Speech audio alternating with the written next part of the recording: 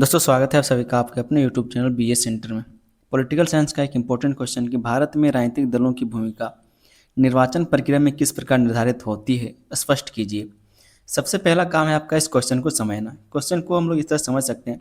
पूछा यह जा रहा है कि भारत की जो निर्वाचन प्रक्रिया है उसमें जो राजनीतिक दल होते हैं उसकी क्या भूमिका होती है और चुनाव के दौरान वे कौन कौन से काम करते हैं और चुनाव के बाद उनकी क्या भूमिका होती है। ठीक है, इसी को इस क्वेश्चन में पूछा गया है कि भारत में राजनीतिक दलों की भूमिका निर्वाचन प्रक्रिया में किस प्रकार निर्धारित होती है। मतलब जो भी राजनीतिक दल है उसकी जो भी भूमिका होती है उस भूमिका का निर्वाचन प्रक्रिया में किस प्रकार निर्धारित होती है उसी के बारे में हमको बताना है।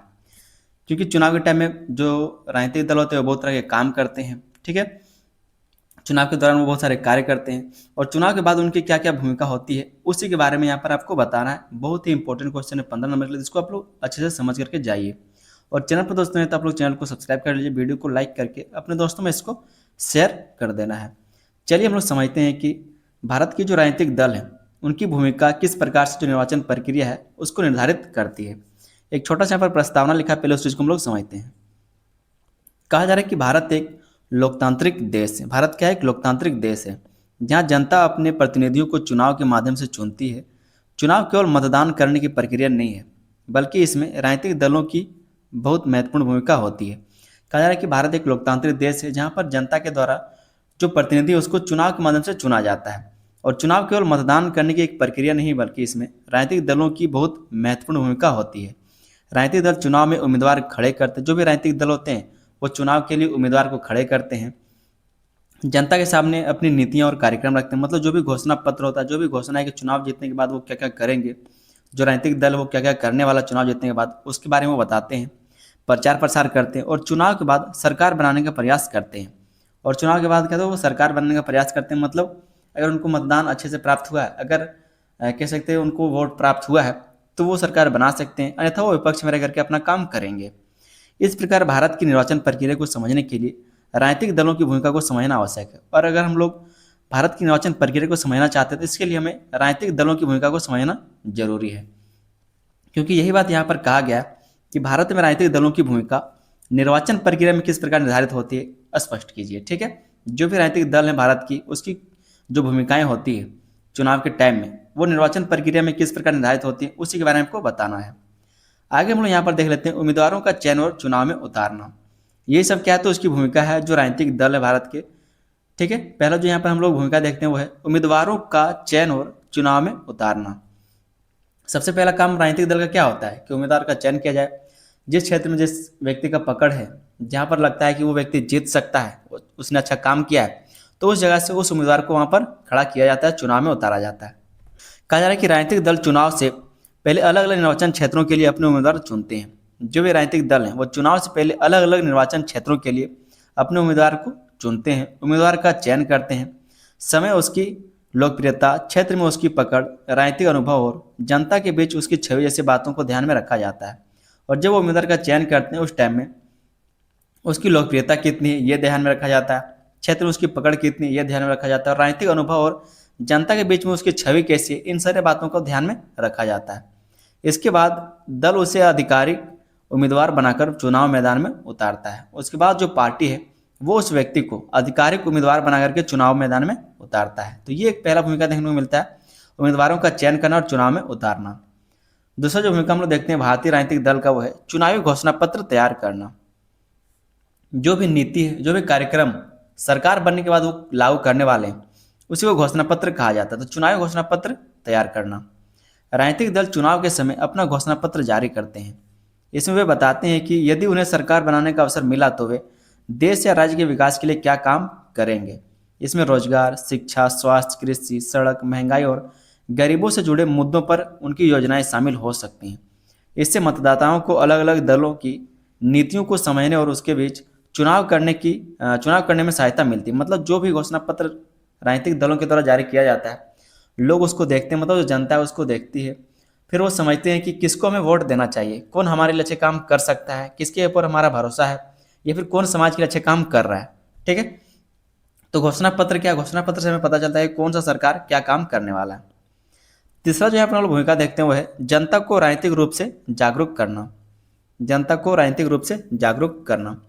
चुनाव के दौरान राजनीतिक दल जनता के बीच जाकर अपनी नीतियों और कार्यक्रमों के बारे में बताते हैं। वे सभाएं, बैठकें और प्रचार अभियान चलाते हैं। इससे लोगों को चुनाव में खड़े उम्मीदवारों और दलों के विचारों की जानकारी मिलती है और वे अपने मत का उपयोग अधिक समझदारी से कर सकते हैं। तो जनता को राजनीतिक रूप से जागरूक भी और करते हैं, इनमें भी ये क्या है तो इनकी भूमिका होती है। क्योंकि जब प्रतिनिधि लोगों के पास जाते हैं, उनकी समस्याओं को सुनते हैं, अपनी घोषणाओं के बारे में बताते हैं, ठीक है, तो लोगों को इससे पता चलता है कि कौन सा उम्मीदवार किस क्षेत्र में खड़ा हुआ है और वो किस तरह का व्यक्ति, किस तरह का व्यक्तित्व वो रखता है, ठीक है। और वे अपने मत का उपयोग अधिक समझदारी से कर सकते हैं। किस व्यक्ति को हमें वोट देना है, किस प्रतिनिधित्व को हमें वोट देना है, इसके बारे में जो लोग हैं वो अच्छे से समझ पाते हैं। चौथा पॉइंट यहाँ पर हम लोग देखते हुए चुनाव प्रचार करना। अब क्या होता है, चुनाव प्रचार होता है। राजनीतिक दल चुनाव में अपने उम्मीदवारों के समर्थक में प्रचार करते हैं। जो राजनीतिक दल होते हैं वो चुनाव में अपने उम्मीदवारों के समर्थन में प्रचार करते हैं। वे सभाओं, भाषणों, पोस्टरों, समाचार माध्यमों और आज के समय में सामाजिक माध्यमों द्वारा जनता तक पहुंचते हैं। चुनाव प्रचार के माध्यम से दल अपनी उपलब्धियां बताते हैं और विरोधी दलों की नीतियों की आलोचना करते हैं। मतलब अपनी तारीफ करते हैं, और जो विरोधी दल होता है उसके बारे में बुराई करते हैं, उसकी आलोचना करते हैं कि वो दल ऐसा काम किया है, उसने वहाँ पर भुखमरी हो गया था फिर भी उसने कुछ नहीं कर सका, अगर मेरा सरकार होता तो हम ऐसा कर देते। तो चुनाव का प्रचार प्रसार वो लोग करते हैं। मतलब जो विपक्षी दल होता है उसका विरोध करना, उसकी आलोचना करना, और जो आपका दल है उसका तारीफ करना, यही होता है चुनाव प्रचार, ठीक है। अगला जो भूमिका हम लोग देखते हुए है मतदाताओं को अपने पक्ष में करना। मतदाताओं को अपने पक्ष में करना ताकि उनसे वोट लिया जा सके। राजनीतिक दलों का मुख्य उद्देश्य चुनाव में अधिक से अधिक मतदाताओं का समर्थन प्राप्त करना होता है। इसके लिए वे अलग अलग वर्गों और क्षेत्रों की समस्याओं को समझते हैं तथा उनके अनुसार अपने चुनावी मुद्दे सामने रखते हैं। इस प्रक्रिया में मतदाताओं के सामने अलग अलग राजनीतिक विकल्प उपलब्ध होते हैं। तो मतदाताओं को अपने पक्ष में करना क्या होता है, राजनीतिक दल का भूमिका होता है। कहा जा रहा है कि राजनीतिक दलों का मुख्य उद्देश्य क्या है, चुनाव में अधिक से अधिक मतदाताओं का समर्थन प्राप्त करना ताकि वो जीत सके। इसके लिए वे अलग अलग वर्गों और क्षेत्रों की समस्याओं को समझते हैं। अलग अलग क्षेत्र में जो प्रतिनिधि वो जाता है, समझता है, सारी समस्याओं को देखता है तथा उनके अनुसार अपने चुनावी मुद्दे सामने रखते हैं। मतलब वो जो घोषणा पत्र उसी के हिसाब से वो बनाता है। इस प्रक्रिया में मतदाताओं के अनुसार अलग अलग राजनीतिक विकल्प उपलब्ध होते हैं। नेक्स्ट यहाँ पर हम भूमिका देखते हैं वह चुनावी मुद्दों को सामने लाना। चुनाव के लिए कौन कौन से मुद्दे हैं उसको सामने लाना। राजनीतिक दल चुनाव को लेकर उम्मीदवारों के बीच प्रतियोगिता नहीं रहने देते, बल्कि इसे नीतियों और मुद्दों की प्रतियोगिता भी बनाते हैं। मतलब सिर्फ उम्मीदवारों के बीच प्रतियोगिता नहीं होता, बल्कि नीति और मुद्दों के बीच का प्रतियोगिता इसको बना दिया जाता है। जैसे किसी चुनाव में बेरोजगारी, महंगाई, किसानों की समस्या, शिक्षा, स्वास्थ्य या फिर क्षेत्रीय विकास प्रमुख मुद्दा बन सकता है। राजनीतिक दल इन मुद्दों को जनता के सामने रखते हैं और बताते हैं कि वे उनका समाधान किस प्रकार करेंगे। मतलब समस्या दिखा दिया गया कि समाज में सारी समस्याएं हैं, और जब हम सरकार बनाएंगे, जब हमारी सरकार होगी, तो हम इन समस्याओं का समाधान किस प्रकार से करेंगे और कितने अच्छे से करेंगे। ये होता है प्रचार प्रसार करना, तैयारी करना, ठीक है, समस्याओं को देखना। सातवां पॉइंट हम लोग देखते हुए है निर्वाचन प्रक्रिया में नियमों का पालन। निर्वाचन प्रक्रिया में नियमों का पालन करना। राजनीतिक दलों और उनके उम्मीदवारों को चुनाव के दौरान निर्वाचन आयोग द्वारा बनाए गए नियमों का पालन करना पड़ता है। आपको पता है कि उस समय आचार संहिता लागू होता है, तो उस टाइम आप कोई भी नेता कोई काम का नहीं होता, उसका पद उस टाइम में छीन लिया जाता है। तो राजनीतिक दलों और उनके उम्मीदवारों को चुनाव के दौरान निर्वाचन आयोग द्वारा बनाए गए जो भी नियम होते हैं उसका पालन करना पड़ता है।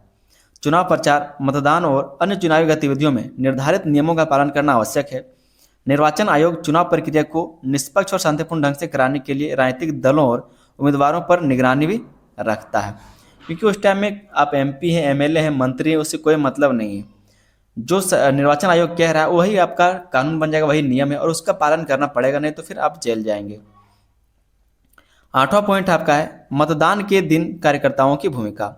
अब जब मतदान होता है उस दिन जो भी उस पार्टी के दल के कार्यकर्ता होते हैं वो लोगों के पास जाते हैं, अपने पार्टी को वोट करने के लिए प्रेरित करते हैं कि आप इस पार्टी को वोट दीजिएगा, मेरे इस चिन्ह पर वोट दीजिएगा, ठीक है। तो कार्यकर्ताओं की भूमिका होती है। मतदान के दिन राजनीतिक दलों के कार्यकर्ता अपने उम्मीदवारों के समर्थन में सक्रिय रहते हैं। वे मतदाताओं को मतदान के बारे में जानकारी देते हैं और अपने दल के चुनावी प्रतिनिधियों के माध्यम से मतदान प्रक्रिया पर नजर रखते हैं। हालांकि उन्हें मतदान की गोपनीयता और निर्वाचन नियमों का सम्मान करना होता है। मतलब ऐसा नहीं कि वो जाकर के जो जहाँ पर वोटिंग होता है वहाँ पर घुस जाए, ऐसा भी नहीं हो सकता। लेकिन वो नज़र रखते हैं कि आपने कहाँ पर वोट दिया, इस पार्टी को वोट दिया है, फिर किसको वोट दिया है। तो मतदान के दिन कार्यकर्ताओं की भूमिका होती है। नेक्स्ट पॉइंट यहाँ पर हम देखते हुए है चुनाव परिणाम को स्वीकार करना। जब चुनाव होता है और चुनाव का परिणाम आता है तो हारे या फिर जीते उस चीज़ को स्वीकार करना भी इसकी एक भूमिका है। चुनाव समाप्त होने के बाद मतों की गिनती होती है और परिणाम घोषित किया जाता है। जिस दल या संगठन को आवश्यक बहुमत प्राप्त होता है वह सरकार बनाने का प्रयास करता है। राजनीतिक दलों से अपेक्षा की जाती है कि वे चुनाव परिणाम को स्वीकार करें और लोकतांत्रिक प्रक्रिया का सम्मान करें।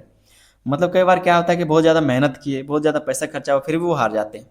तो जो भी हारा या फिर जीता, इन दोनों चीज़ों का सम्मान करना जरूरी है और जो भी परिणाम होता है उसको स्वीकार करना जरूरी है और लोकतांत्रिक प्रक्रिया का सम्मान करना जरूरी है। क्योंकि लोकतांत्रिक प्रक्रिया में ऐसा ही होता है, एक हारता है एक जीतता है, जिसको लोग पसंद करते हैं वो जीत जाते हैं।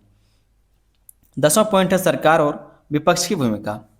सरकार और विपक्ष की भूमिका कहा जा रहा है कि चुनाव के बाद राजनीतिक दलों की भूमिका समाप्त नहीं हो जाती। जिस दल को बहुमत मिलता है वह सरकार बनाकर अपने चुनावी वादों को पूरा करने का प्रयास करता है।